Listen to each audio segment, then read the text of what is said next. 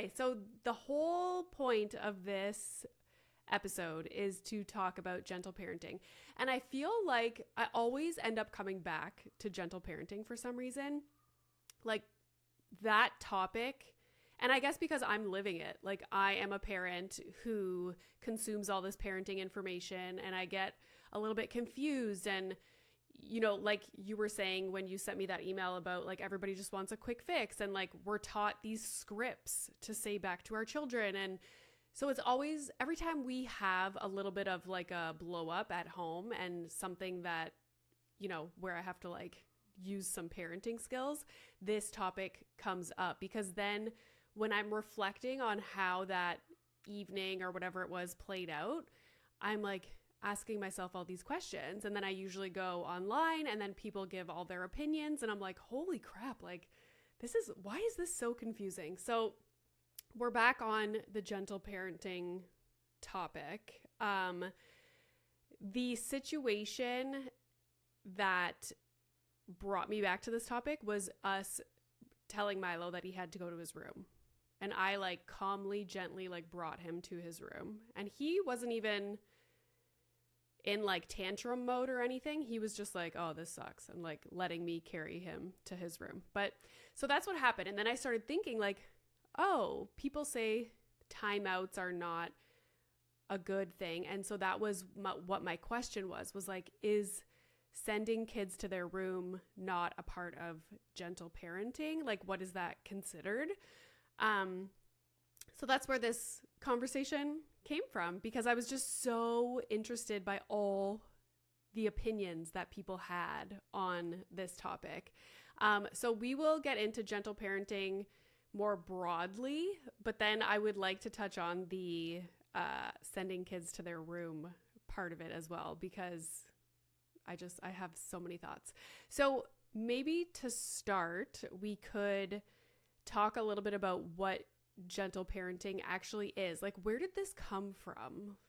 Like, where did it come from? My parents, that's not a term that they ever heard, when they were raising us. And so where did it come from? What is it? So there's so much in what you just said that I'm going to hope will come to slowly, and we'll use the example. Like at some point we will go back to the example, because I think what's so important in the example that I'm just going to mention is, first of all, the reactivity of people to the example. So I call that the N of one, meaning like the population of one. So everybody with a very strong opinion, which is actually part of what I think got us into this S, is this very binary culture where it's this or that. And we become very, very categorical. We can get into that. There's probably a whole other podcast episode as to what has happened. We've always been like that as human species, and to an extent, right? There's somewhat, we like to organize things in right and wrong. It makes us feel a little better. We feel less anxious. And that is true with parenting too. It's easier, right? I do this, I don't do that. And it's not real. We are complex. Life is nuanced, and so is parenting. So even when we get into this time out, I'm going to take it from the angle of this isn't, and so everybody's going to want to hang up, but this isn't a yes or a no thing. We don't look at it like that. And that's what we have to kind of talk about. Why are we always wanting things to be so clear? Black and white. What exactly? And what gets in the way when we do that? So gentle parenting, let's like make it very, very, very quick. What it is, or what it was intended to be, is not what I think it has become. Pendulum has swung and then it has like continued to swing. Like it's like now no longer in the pendulum box. Like it's that. It's really swung. It's out of there. We don't know where it is. Don't clip this one, Sean. Like I'll have better metaphors. So what has happened, and I think, I was really excited when you said, let's have this conversation. We've had it to an extent, but it's really important, because the truth is, and I don't think I've ever said this live in a podcast, this was what caused me the greatest distress in my own parenting journey as a psychologist. when I had my first, I was all informed from an attachment science perspective. And here I was becoming a mother. And I also had specialized in maternal mental health. And I could not understand how these two things would go together. Like they Mm. seemed to just be paradoxical. Everything seemed paradoxical. And I was being fed this model that one part of me was going, this is wrong. Like, I know this is wrong. This doesn't make sense. This doesn't feel good. Like listening to myself, this must not be right. And yet it's what's out there and it's coming at me on my phone. And so I felt really upended during my first pregnancy. And it really impacted and probably had a big part of my own mental health early on motherhood journey because of this gentle parenting revolution that was moving. And I saw it moving before I think others saw it moving because I was in the field. Mm-hmm. So it's really important. What it's supposed to be is lovely. It was supposed to be, I think, a kind, reflective approach of centering children's feelings, permission to feel, feelings matter, validation of the child, becoming curious of their mind. That is great and still foundationally matters. There are 3 myths or parts of it that it is not. And it has, or if it is, it's the wrong kind of parenting approach. And it is that gentle parenting has also become largely on social media and in the hands of keyboard warriors and everybody kind of with their parenting script. Sorry, people. But it has been, the 3 myths are that there's no boundaries involved. So a timeout, we'll get into it, but in what context, why, how is it communicated? So boundaries are how we learn. Boundaries by definition in the English language mean learning. So first, the gentle parenting, there's no boundaries involved. The gentle and boundaries don't go together. That's a myth. We could get into that one a lot more. Second is that gentle parenting, and this one I think is not a myth of gentle parenting. I think it's a problem with gentle parenting, meaning it is built into the gentle parenting model. And this one is the one I speak about the most, that is about the child only. So an approach I talk about a ton is it takes 2 to tango. The relationship between parent and child is co-created. The parent or the mother matters too in parenting. Just because she does. Mm-hmm. Just because they do, like, period. It's funny because when I point this out online, people's minds are blown. Like, even just in the reel that I posted the other day, in the reel, I said, like, okay, like, I matter too. And people were like, oh my God. And I was like, why is this so revolutionary? And I really struggled with this too as a maternal mental health specialist who is also an attachment science specialist. I was like, wait, why are we dividing these 2 things? Well, because we seem to divide everything. Yeah. And so I'm a child and adult psychologist. Many out there are not. They're child psychologists or adult psychologists. Why? Mm-hmm. So we need to hold the child in mind and the parent in mind because the parent matters. But also, and this is the like underbelly or whatever footnote to this, because the child's picking up on what you truly feel anyway. Yeah. And we're not actually giving children enough credit for how smart they are and what active participants in the relationship they actually are and how much they're picking up on from such young ages. So this one is the second problem with a gentle parenting and quite honestly, a majority of parenting approaches today. They're overly child focused. We're forgetting that there's 2 in the relationship, in all relationships. Mm-hmm. And it's about the relationship, the unit, not the child or the parent, both. And then the last one is, it relates to the second one. It's the individuality, and it has to do with thinking in binaries. We've lost sight of individuality, the unit itself. So individual children are different. Individual children have different nervous systems. Some are more flexible. So when we talk about things like, again, very trendy words, highly sensitive child, deep feeler kid, these are the same, by the way, if this helps people. Like, these are branding terms in many, many ways. I know I'm going to get so much feedback for this, but that's okay. I'm ready for it. Uh-huh. These really mean, I call them top of the curve surfers. They kind of hang out at the top. They get intense very quickly, and then they hang out there, and it's really hard to bring them down the curve. We're really talking about our children who, yes, are deep feeling, who are highly sensitive, who struggle with flexible nervous systems coming down when they are really activated. We might have a parent who's like that too. Remember, it takes two to tango. Now we brought them together. So the Mm. third myth is, in a way, that one size fits all. I Yes. can say a script and it will work for everyone. Well, who is the mother or the parent, and who is the child? How are we going to do that? Now, this one has got me in trouble as a psychologist because everybody wants me to come on a podcast, give 10 ways that's going to Yeah. fit all the people. And if I can't do that, I'm not relatable.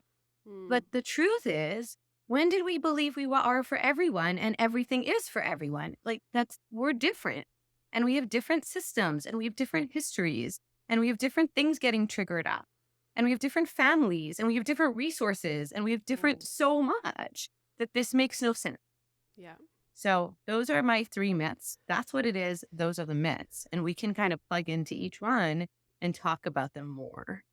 The I always used to give the example of, because I work for myself, I work from home. So for me, getting out the door in the morning is not that big of a deal. I'm like, if we're 10 minutes later, it's not a big deal. Like, you know what I mean? I never have that stress unless for some reason I have a meeting or something. But I always think about that. Like, I'm able to not, because like Milo has no sense of urgency. Like, okay, we have to leave now, we have to leave. Like, it's just like he is just living life, you know, like has no sense of like, we have to go, let's go, like move. But I can be okay with that, you know. So then I think about moms who are in the same situation trying to get their kids out the door, and they have multiple kids. They have, you know, like maybe a not so nice boss that they have to show up at work at 9 a.m. sharp, and they've gotten all the lunches ready. Like, so much more stress in that situation. And it's a much different situation than I experience. So I am able in those situations to take my time and stay super calm. And do you know what I mean? I always think about like the different situations that people are in. That one is such a good one. We can use it for a minute. We went to, myth 3, that it's all about the individual parent and the individual child. So take a parent who was maybe raised in an environment where when they were late, the environment was really stressful, where maybe parents were yelling really, really intensely. Maybe it was even more punitive and more higher level consequence.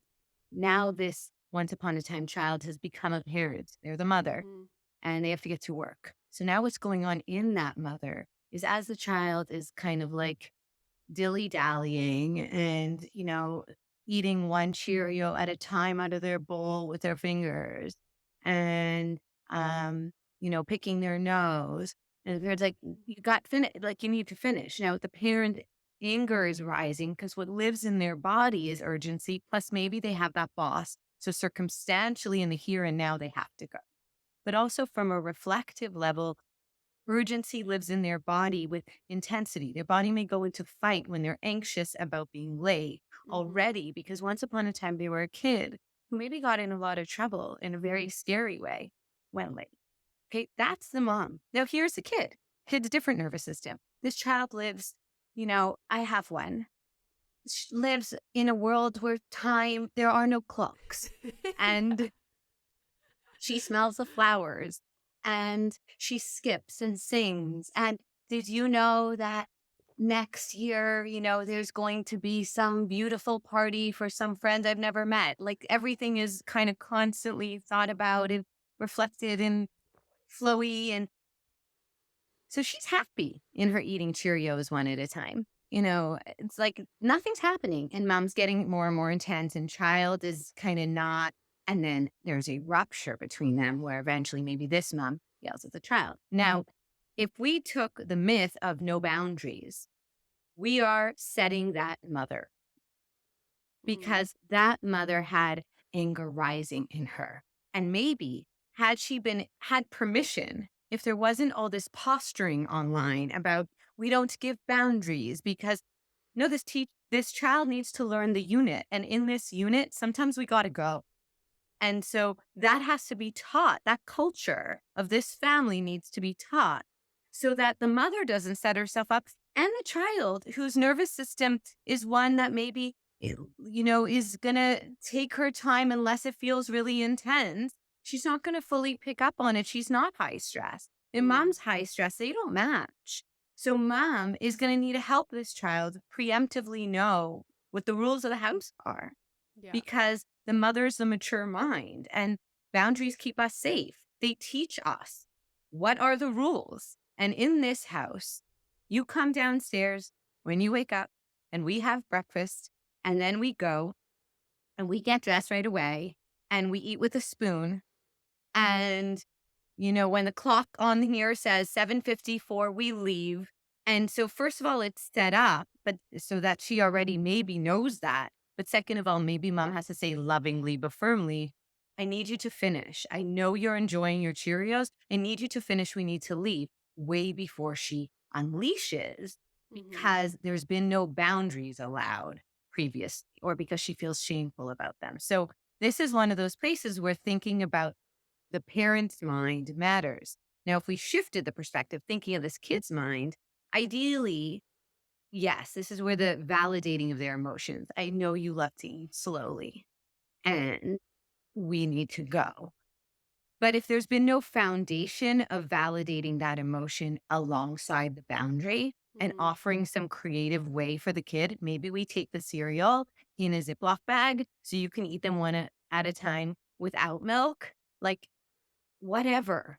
But the idea is the boundary matters. The validation matters, but so does the how are we going to handle this? Because you and I are different.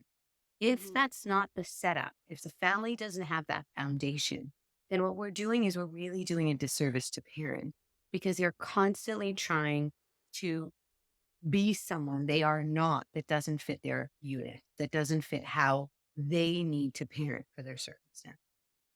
And I think it's helpful in with situations like that to talk about it and lay out what's going to happen outside of the moment. Yeah, like the predictability for it for the child. Because that goes into the high curve surfer kid, right? Those kids really need predictability outside the moment because they can't process words in the moment. They can't hear your back. None of that, Matt. We can get into those kids because maybe that will relate for Milo. Those kids, no amount of lovely scripts that say I see you're sad and they'll be they'll kick you. Or they'll scream at I'm not sad. They'll scream at you.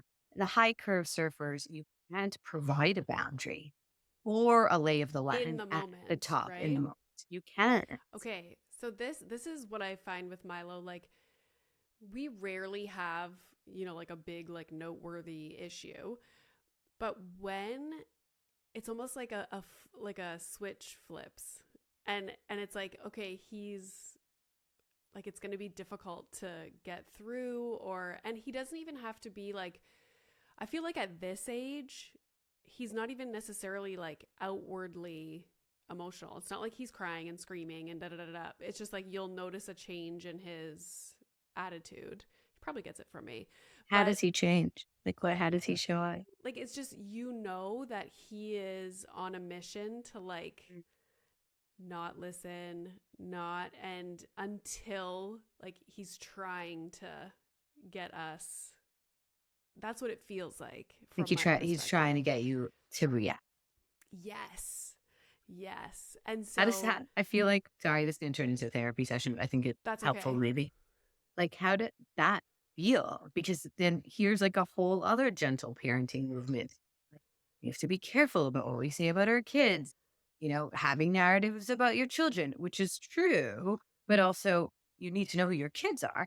And so how does that feel? When you notice, you said there's a switch. And by the way, there are switches. We all have switches. Yeah. That's our windows of tolerance.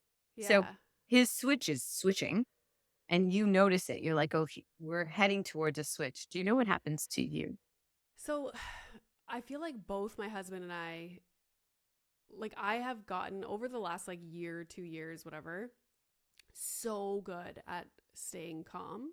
I don't know if it's like, I don't know, like something just like switched in me. I'm just like, la, Mm. la, la. So very good usually at staying calm, but it's almost like you feel hopeless because I know like no matter what I say, it's not going to get better. Maybe the odd time it does. Like I'm able to like distract like out of it. Like, okay, like do you want to color? Like let's go do something. And then he can turn it around pretty quickly.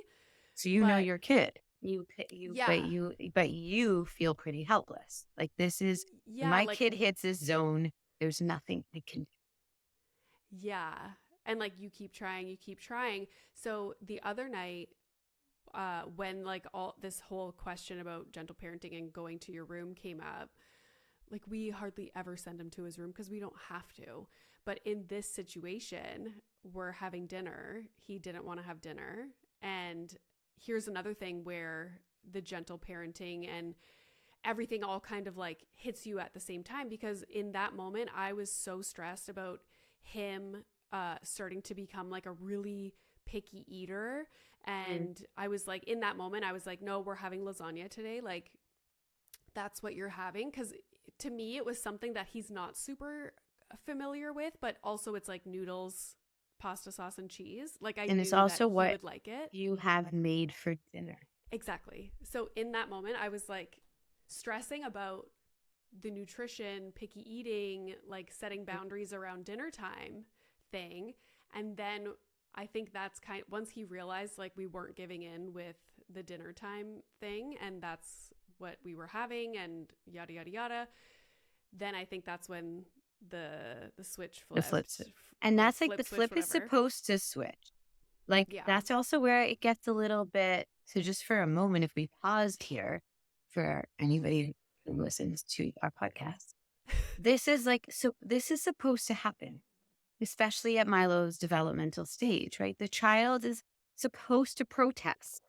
They Yeah. are supposed to be an independent mind. This is the moment. So why do we assert boundaries? Okay. So here it is. I said it's a teachable moment because it's how our children can come to learn that there are separate minds out there. Remember when I said everything has to be one way? We do that Mm-hmm. because we're anxious and we want to believe that our mind is right. You can have what's right for you. You can have opinions and beliefs, and someone else can have other opinions and beliefs. It'd be great if we knew this as a society right now. And you can still remain connected. You Mm-hmm. can still be loving. This is where they learn that. This is where they're almost begging you. They need boundaries. They're literally looking at you and going, teach me how to coexist in a world with love and compassion and connection when we have different opinions. I hate lasagna and you made lasagna and I don't want to eat it. And you're telling me I do have to eat it. How am I going to know if you say, okay, fine, you can have cheese again? How Mm-hmm. will I ever learn that we can move through? I know this sounds simple, but it's not, because over time, over and over and over again, we are teaching them we can move through hard things. We can move through differences and still be connected. It's not about love. I still love you, but there are boundaries, there are limits, and I am here to keep you safe. That's my job. And so if right now my job is to feed you, and feed you nutritiously, you can't eat popcorn for the next decade, then I'm going to have to do that. And it's not about love. And we can still be connected with differences of opinion. And so this is where lack of boundaries becomes really detrimental and dangerous for children. They don't actually, first of all, they don't learn safety and things can happen. When my son, the other day, my son, because Toronto has now made parking by bike lanes and then the sidewalk. The other day, my son opens the door, because he thinks we're on a sidewalk, but there's a bike lane between us and the sidewalk. And Mm. he didn't. Everything's fine, but he nearly opened the door into a biker. That's not the time for me to go, I know you're excited for where we're going. I was like, Zachary, shut the door. because he almost hit a biker. Now, that's a firm boundary, not so loving. I had to come back and repair it. Sorry, buddy, I got scared. But Mm, first of all, that's real life parenting. Sometimes we have to be fast and firm yeah. because we need to keep them safe and the world safe. But secondly, how are they supposed to know how to exist in this world without boundaries? And if we never provide them, you know how that would feel? That moment when I was like, Zachary, close the door. He would have been like, oh my God, my mom. Like she just, but he closed the door because like Yeah. it was a boundary and he knows that that's my job and that's what I do. And right now, mom just said, shut the door really firmly because it was really important. So if we never provide boundaries, our children will also not know how to receive them. Okay. So in this moment, that was like already important before the go to your room part. It was already important. Like we're having lasagna. Yes, it's about feeding and picky eating and sure, but it's also just about parenting. And at times us saying that, this is what it is. I know you don't love this. Boundaries don't always feel good. Think about when you have a boundary, like when you have Mm, to walk 3 blocks in order to cross the street, like you really rather jaywalk. yeah. They don't always feel good, but they're there to keep you safe. So this the next part of the story will bring me to my next question. So the whole thing was like, if you don't want to eat your lasagna, then don't eat it. But that's what we're having for dinner tonight. Like, you might be hungry later. And again, I would not put in front of him like shrimp and, something that I know is he's not going to eat. Like, I wouldn't like someone to do that to me either. Lasagna to me was like a safe thing. Like, he likes spaghetti, he likes meat sauce. Like, it made sense. So I was like, this is what I'm going to use as my like boundary meal here. So anyways, he tried like a little piece of the noodle and he was like, ugh. Anyways, so after that, it was like, okay, then don't eat it. And my husband and I are just like eating and living our life. And then he kept repeating the same thing over and over again. He was saying something about like, I don't want to eat lasagna, it's disgusting, or something like that. And we're like, okay, then don't eat it. Don't eat it. That's fine. It's just you're not going to get like snacks and stuff after. And kept repeating it, kept repeating it. And we're like, okay, can you stop saying that? We know that you don't want to eat it. You don't have to eat it. Just kept repeating it, kept repeating it. And then my next question for you, which is the consequences part of not listening to a boundary or not respecting a boundary. So in this moment now, the boundary or what we're asking is, can you stop saying that over and over again? And so it was like, if you don't stop saying that, like, we're going to have to bring you up to your room. Like, we're not going to sit here eating dinner, listening to you say that over and over and over again. Just kept saying it, just kept saying it. So I calmly picked him up, carried him up to his room, and closed the door. And so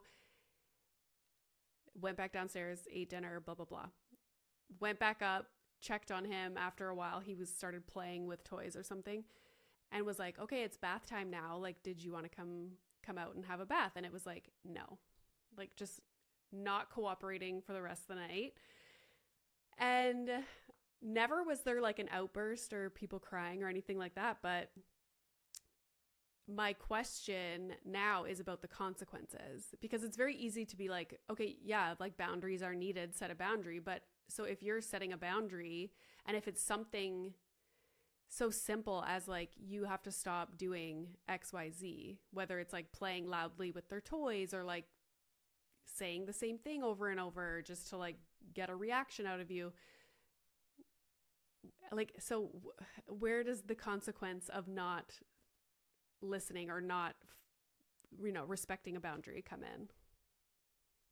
So there's 2 things I want to highlight. The first one's more personal, so you can do the art of the pivot and ignore it if you want. But the first one is, as you were talking, what kept going through my mind is how much we feel like we need to justify for Oh, ourselves, right? 1,000%. That's my Because, middle name. but and why, right? Like, let's think about like why. And even here, you sitting with me, and I'm the resident psychologist, so all jokes aside, we're friends. And Yeah. so it does make it easier to actually name that, right? Another time it might be harder in front of others, a psychologist here, and she might actually not agree with what I just did. So there's that kind of hyper level of it, right? We're constantly feeling scrutinized, and we are constantly so uncertain. Like, what's the right thing to do here? Am I out? And then what's under there is, am I a bad mom? Was that just Yeah. a bad mom? It's Like, also like what do good moms do? I'm aware that so many people are going to listen to this, and it's like I want to paint a clear picture, and like, oh, like 100%. I always try and, you know, because I am confused, and I'm like, is that the right thing to do? Like, should I have done something else that would have been I know, way more but I want beneficial you in to that stay with it. situation? How do you feel you are as a mom? And how do you imagine your child? How does Milo experience you? So I think that I'm like the best mom. Like that's like I truly do think that. That's good. And That's really I'm good. always like, I wish other moms had the confidence that I do. And like probably 3 times a week I look at my husband and just say like, Milo is so lucky. Like I'm gonna cry now. Like Milo is so lucky. Like my husband's amazing. His grandparents are amazing. Like I think I'm amazing. You know what I No, mean? I'm crying. But I But yeah, still, but that's so important. I know you're yeah, going to go to the but. I'm fine. Well, let's call it an end. But for a moment, like that's so important because yeah. what that I can answer this, and I will because I don't know frustrate the listeners and they won't want me to come on again.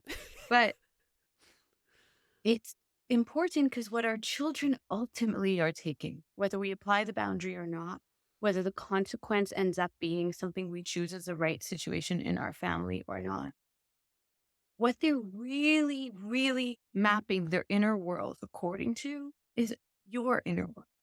And so Mm, your sense of enoughness, your sense of confidence in yourself really matters. He feels this like, okay, I feel safe. I feel loved. And like, I feel it. It's not what you do or what you say. And I can say that till the cows come home and people don't believe me. But what makes this relationship positive, where Milo is lucky, is actually because you know how you feel about him and about motherhood. And he knows how you feel about him and about motherhood. And so he can be a kid who's like, I'm not taking a yeah. bath. But he knows inside, he can feel inside that you're connected, that it's okay. And so Mm-hmm. actually what you do sometimes has to be what you have to do to fit the moment and what is your instinct, your own inner world is your compass. And you say, this is the best thing for my unit right now. This is how I'm going to handle it. And sometimes you're right. And honestly, sometimes you're wrong. And with reflection, you're going to think about it. A lot of the time, we're wrong. Like, should I have yelled at Zach when he opened the door? Zach, no, I should have said, buddy, don't open the door with the bike. But in that moment, he almost hit a biker. So I yelled. Yeah. We have moments. We're human. And when they're the moments that we go, I would have handled that differently, we repair it. That's what the whole repair thing means. But what really matters is over time, how you feel about yourself. Your Mm. child maps how they feel about themselves according to that I and how feel you like feel about that's them. I feel like that's a piece that is missing in all of parenting. You know, like I obviously a lot of agree. us get our information from social media. You know, we follow accounts that give parenting advice, and like you said, it's very like quick fixes. It's very situation dependent. And so we're all so focused on singular situations that are happening every once in a while, as opposed to like taking a view of the entire relationship and our like feeling as a parent. Like Motherhood that is what's forms missing. over time. A relationship forms Yes. over time. It is a collection of moments, no singular moment, no singular behavior. It is People like get an so focused on the singular. so focused because, right? So, how did we get here? Yeah. Because we care. So, the hyper focus, the parenting under a microscope, is occurring because of this anxiety of doing right by our children. So, Mm, you said at the start of the episode, how did we get here? yeah. Well, many of us, this generation of parents, were raised by a generation of parents that had come out of war, famine, And they were the generation of parents that were really keep calm, carry on to a large extent. They were not the generation of parents that were permission to feel. Many of us were raised in environments of feelings were okay, but like move on. And so the pendulum swung for good reason. The pendulum swung because we wanted to overcompensate for that. So our Mm. children's feelings really matter. And that's what gentle parenting is born out of, right? Permission for our children to feel, to validate their feelings. The feelings do matter. Totally. Feelings matter, but some behaviors are not acceptable. That part fell out. So we got hyper focused on feelings matter and then kind of got confused about what do we do with the behavior. And so that's how we got here, right? That, Mm. and the problem is from a good place, we're overcompensating. We want our kids to feel seen. We want them to feel validated. But then we get all wrapped up in what do we do when they're not quote unquote behaving? And we struggle with the idea that two things can be true. Their feelings can matter. Doesn't like lasagna. He feels annoyed. He feels maybe even unseen in the moment. Like, I don't like lasagna. I'm telling you, I don't like lasagna. I don't like lasagna. See me. Right? He is saying, see me. Sure. And you need to be able to make dinner that doesn't always have to be what he likes. And so Mm. the boundary becomes required. And so this is a problem. We have a problem here because you see him and there's a boundary. And so he did exactly what you would expect. Like he's stuck in the see me. And in that moment, he may not be feeling great. Mm. And ultimately, you know that. And so it doesn't feel good to you Yeah. because you're like, I love him and I want him to feel seen, but he sometimes has to eat. What's for dinner? Yeah. I know. I think so. As you were just talking, it made me think also of, and it kind of is like a double whammy of this pendulum just being out to lunch. But the fact that I think our generation of parents also is so afraid of our children experiencing negative emotions and like anything negative, Yes. if that makes sense. Like, Yes, I that mean, so makes it sense. makes me think of like, everybody gets a medal and everybody gets a ribbon and everybody's going to make the team and everybody's going to get equal playing time. And like, that was not the case when I grew up. It was, And we're raising anxious children because of it, yes. And because it's they like, don't know that they can move through hard things. And that teachers comes are with afraid to boundaries. give poor grades. Like, everything is just Yeah. like Yeah. we're trying to have our kids go through life in a plastic bubble, not experiencing anything negative. And as a mom, not just a psychologist who's going to make this sound like everyone's going to listen and go, okay, but I still don't know what to do. Well, what we're basically saying is it is hard and it is nuance and it is a little bit of A and a little bit of B. And you want to validate their feelings. And they do need permission to feel and to be separate to you. And they do need boundaries. And they do need your help to cope with the boundaries.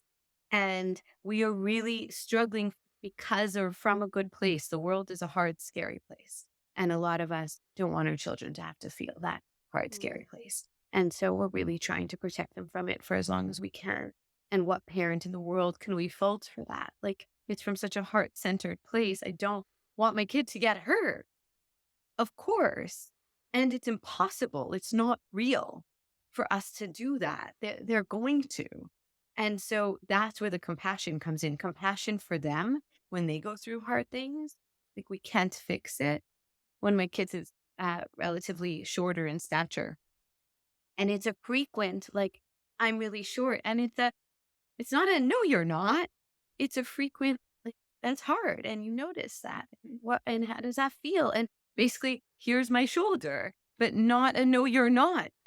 She is shorter than most of her peers. And I'm Mm. not helping her if I just keep being like, it's okay. Like, it doesn't Right. feel okay for Like, her. not acknowledging The the real, the right? struggle or whatever. Yeah. Yeah. And so, in your question, do we give consequences? Look, the truth is, how do you think Milo felt when you were in that place. So we did this a little reflecting on your mind. I know I'm a good mom. And also, like, it was increasing provocation, right? I was getting increasingly frustrated. Like, we were trying to have a peaceful dinner and it was not going very well. It was disruptive.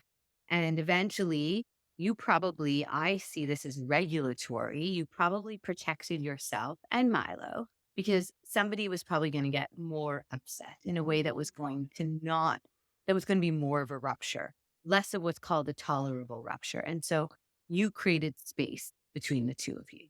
Now, how did you feel about doing that? Like bringing him up to his room? Yeah. Like probably I was questioning like should I do this? In the moment I was just happy that he was not fighting it and just like, okay. Gave everyone Just a moment of peace. And so what I yeah. often say is sometimes we need that. We need the moment of peace because we need to regulate our nervous systems. Remember, it's about both, about parent and child. And so for the naysayers, um, it depends how it's delivered, right? And I brought him Mhm. up calmly. I love you. And right now, maybe it's mommy can't think or mommy and daddy can't talk and we need a moment. And then I'm going to come back to you. And so there's a reminder of the reunion and they're in a safe place and they're with their toys and they're not in a dark cupboard. And Right. and I know this sounds important, but once upon a time where the literature from timeouts came from, they were not great the way they were Mm. given, how they were given, where they had to be taken, that's the hardwood chair in the corner. Um, so it really does matter also how it's delivered. If my kid is in their room and they love their room and the room is a safe place, remember over time, and they know I come back to them moment after. And if I were to go, if I were to walk away, then I can't finish my dinner. Or if I were to go to my room, they would follow me. And this is their safe place where they understand, like, we're both taking a break and we have learned this together. This is where we're getting to one or other, to binary. How did you deliver it? It sounds like you delivered it lovingly and calmly. You came back to him. Now, the next piece was yes. Okay, so even if we took all that, he wasn't ready yet. He's a top of Mm. the curve surfer, still there, still heightened. And that's the piece of co regulation where our children do need our help in order to regulate. So, consequences are tricky.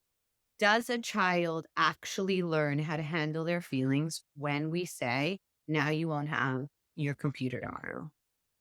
Quite honestly, or your iPad? No, because in that moment, this has nothing to do with the iPad. So if I now take the iPad tomorrow, their brain, like this is just about the child brain. Like I don't understand like I have not made a connection Mm. necessarily. And so one of the problems with consequences is they have to actually quote unquote fit the crime. And natural consequences, that word's thrown around all the time by people who don't know what it means. Natural consequence actually is what has directly been the fallout of the event. In this case, if we imagined how Milo felt, the natural consequence itself might have been that he knew you were upset and that actually can be often the teachable moment, the natural consequence. The next day, the conversation about what happened might be the natural consequence. This one's tricky because remember, it's not one size fits all. In another circumstance, yesterday I saw a mother with a stroller and there was obviously, she was walking in front of me. I had left the subway. If this mother listens to this podcast, I saw you and I wanted to come give you a hug.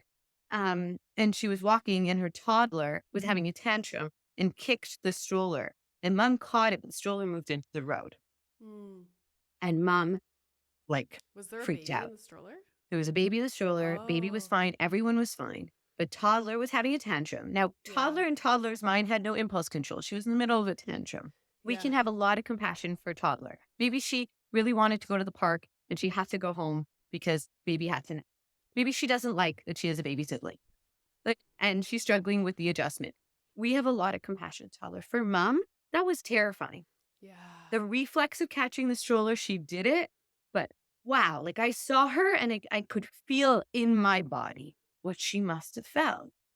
Now, for that, in that moment, they were, by the way, walking towards the park. And I saw mom as she was yelling, not go to the park. And so my fantasy was, she was just like, we're not going to the park now. That was a directly related consequence, not necessarily to the child's behavior overall, but in that moment. And again, I don't know that this is actually what happened. So she's listening and she's like, that's not what happened. Okay. But in that moment, it actually was fitting. Like that was really unsafe. And I need you to learn that. And we can't go to the park now. Maybe even just because mom's so dysregulated because she just got Yeah. like her nervous system was so keyed up. And so this is why experiences matter. The specific circumstance matters. Resources matter. Like so much matters. Is she going to go home and now have to do dinner and now put the kids to bed herself? And she needs a minute. Like, yes, we have compassion for this toddler who was having a toddler tantrum and never would have meant what she just Mm-hmm. did. It's not an intentional thing. So we're not saying, oh, this kid deserves to be punished for kicking the stroller into the road. No, she was about 3. She didn't understand what she did. But 2 things can be true. And this is where we get. In that situation, there was a relevant consequence that seemed appropriate. And it was a teachable moment. And later they will hopefully have a hug and talk about it and repair it. But at the top of the curve, there was a natural consequence that had to occur. And it might have been, we're not going to the park right now. You just Yeah. almost kicked the stroller. The other day, this is like, oh, this was crazy. So I go to pick up Milo. He loves playing after school. So we usually pick him up right at 4:30. And the last couple days, like sometimes it's difficult to get him off the playground and like in the car. So the other day, he was running away from me. Like their campus is like there's woods and like a big soccer field. Like it's not like in the city or anything. Right. He's safe. Oh yeah, like there's like a big park, and so I was like, hey, I live Milo. in a beautiful tree-lined neighborhood, Yeah, unlike you, just city surrounded people. by farms and whatnot. So I like, hey, it's time to like we got to go. Like I have his backpack like ready to go, and he was like, I think I said like in 5 minutes. Like I usually try and give him a few minutes, Mm. but then I'm like, okay, it's time to go now. He was running away, like sprinting through the player, and I'm like, what am I gonna do? Like start screaming in like the schoolyard, like Milo, let's go. So I eventually, because I tried a few times to like go towards him and be like Milo, and he would just like start running, and I was like, oh my god. So I go to the car and I text my husband. I'm like, Milo is not coming to the car. It's now like 4:45. And you're a And dog owner. It's like when we try to run after our puppies. yeah, 100%. I was like, I don't know what to do. And so I took my How are car you and I feeling in this moment, by the way? Because you're telling it with a smile on your face and kind of because giggling, now but I it's imagine funny it looking wasn't. back. But Yeah. no, in the moment, I No. was Yeah. just like Again, helpless, like that powerless, like there's helpless. nothing I could Yeah. do. It was kind of like back to the feeling when he was small, and I would sometimes after daycare try and get him in the car seat, and he was like not having it. Just I like think that's the feel like, most common one we respond to, like with anger, yeah, or with consequence, are actually that story with the mom, are moments when we get really scared and we feel actually for a moment or for a really helpless.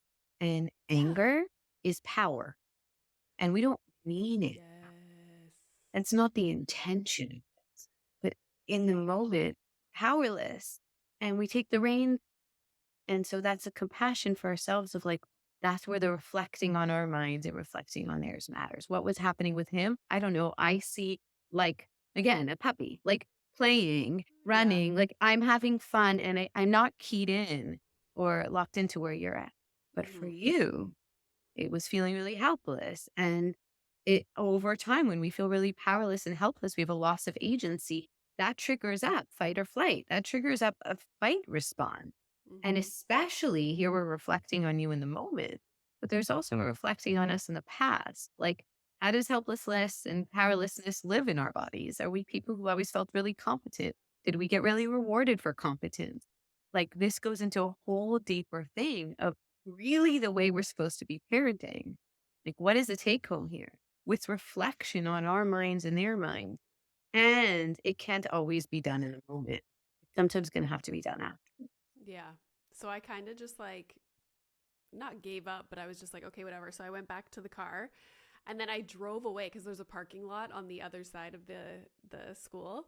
So I drove away. I was like, I want him to think that and again, this might be totally fucked up and like wrong, but I was like, I want him to think that I left. So I was just like texting my husband and I could see him on the playground. He's still like playing, having the best time, could care less that I left. And eventually I went back because my husband was like, why don't you leave and I'll just get him on my way home from work? And I was like, no, like I feel stupid. Like I can't get my kid after school. So I went back and the teacher that was doing the aftercare was like, Milo's still here. I was like, yeah, we're having a little bit of a situation. Like I can't get him in the car. So I remember like thinking like I'm going to lose my mind like when he gets in the car. And I didn't. Like I got him in the car, drove all the way home, but I did the reverse. I like wouldn't talk. Like I was, do you know what I mean? And Like you kept yourself from yelling by swallowing it down. yeah, I was Or, just yeah, like, you almost numbed out. You went into like yeah, I was like, I'm shutdown not going mode. to react. Like at the end of the day, this is not that big of a deal. Like he loves playing after school. And then what ended up happening, I think my husband talked to him that night about it, but we decided we're going to pick him up 15 minutes later after school now. So now we pick him up at 4:45 so that he has more time to play with his friends. Okay, so I love So, this story actually. Like this is such a nice way to kind of bring everything together because first of all, anyone who is listening and is having reactions, like just notice your reactions and what's that about you and what's that about your views that are maybe really rigidly held. We have a lot of trouble with flexibility. We have a lot of trouble with nuance and we have a lot of trouble with perspective taking.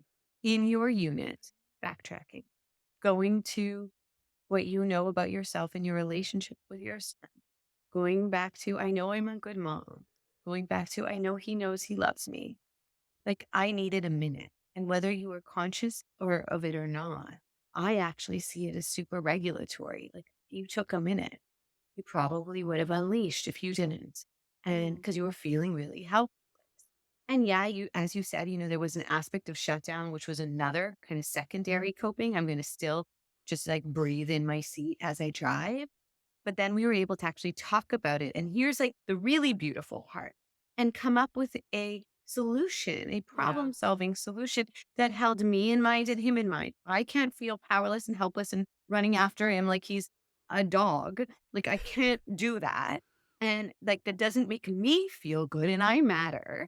And I can't feel helpless and embarrassed. Like I can't get my kid in the car, even though, by the way, many of us can't get our kids in the car at time yeah, because they are sometimes animal brains. This isn't me judging your child, just for anyone who's like, oh my God, she just called her kid a dog. No, I have three, and they also can be dogs. It's base brain. They're functioning without impulse control, and they're totally doing what they want, and they're not really using any frontal lobe and judgment. They're just running having around. fun. Yeah, And that as they should. That's sort of the stage of life. But if we take those two together, they're running around having fun.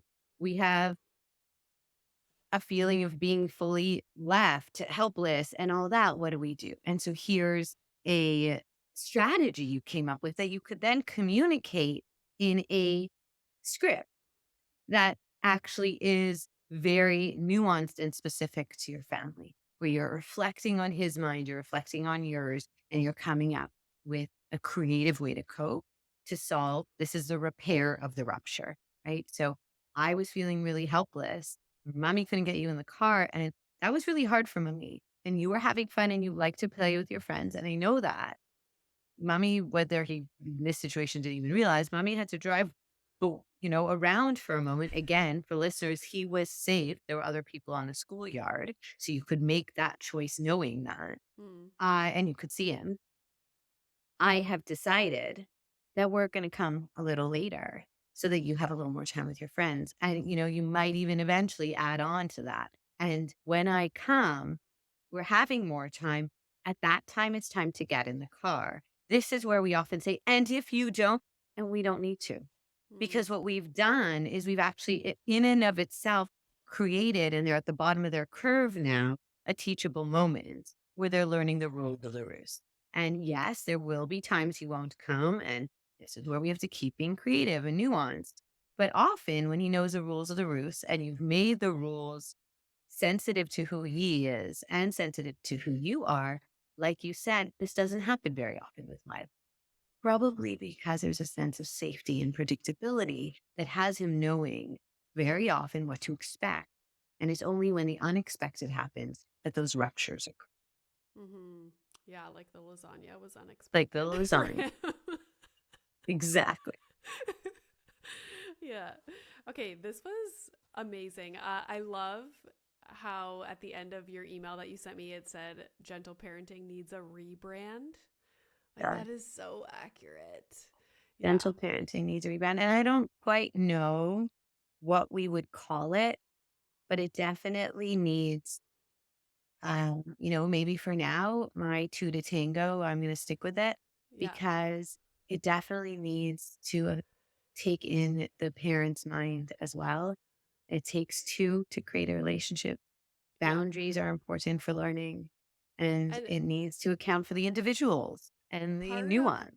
part of the issue with everything now being on social media in these little packaged up short clips is that it doesn't give any nuance. It doesn't give context. It doesn't give information about the kind of individual the child is, like where the mom's coming from. Like, there's absolutely nothing. It's just like these blanket statements. That's how we And got here, right? And so when yeah, you that said, is how how did we we got get here. here?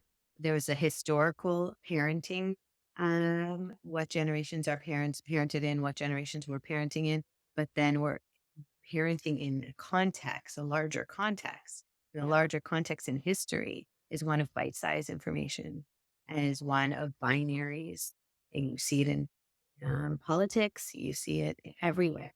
Yep. And we have lost the ability to reflect, to think compassionately, to be flexible in our thinking.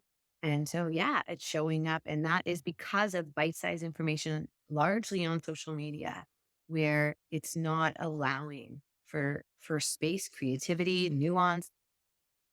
It's a collapse of all those things, which Mm-hmm. is a real detriment to society, but for sure to parenting. Yeah. All right. Well, this was a really lovely conversation. We should do it again in the future. Thank you for Tell having me. everybody where they can find you online.